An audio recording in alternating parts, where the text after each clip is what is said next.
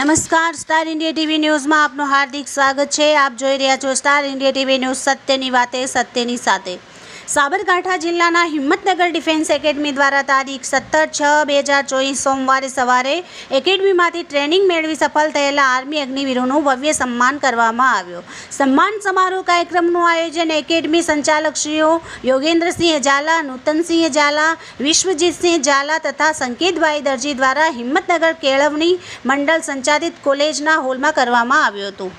આ સન્માન સમારોહ કાર્યક્રમમાં મુખ્ય મહેમાન તરીકે કાર્યક્રમના અધ્યક્ષ સ્થાને હિંમતનગરના ધારાસભ્ય વી.ડી. ઝાલા, હિંમતનગર કેળવણી મંડળ મંત્રી જીતુભાઈ એન પટેલ, ભાજપા જિલ્લા મહામંત્રી મહેન્દ્રસિંહ રેવર, નગરપાલિકા પ્રમુખ શ્રી વિમલભાઈ ઉપાધ્યાય, નગરપાલિકા ઉપપ્રમુખ સવજીભાઈ ભાટી, આર્ટ્સ એન્ડ કોમર્સ કોલેજના પ્રિન્સિપાલ ડૉક્ટર આર.એન. જોશી તથા વિશેષ ઉપસ્થિતિમાં દરોલ સરપંચ ભગીરથસિંહ ઝાલા, ભારતસિંહ, ગણપતભાઈ પટેલ, રાજુભાઈ પંચાલ ઉપસ્થિત રહ્યા હતા। હિંમતનગર ડિફેન્સ એકેડમીમાંથી 50 ઉમેદવારો આર્મી અગ્નિવીરની 2023-24ની ભરતીમાં સફળ થઈ ટ્રેનિંગ પૂર્ણ કરી રજા પર આવેલ હતા।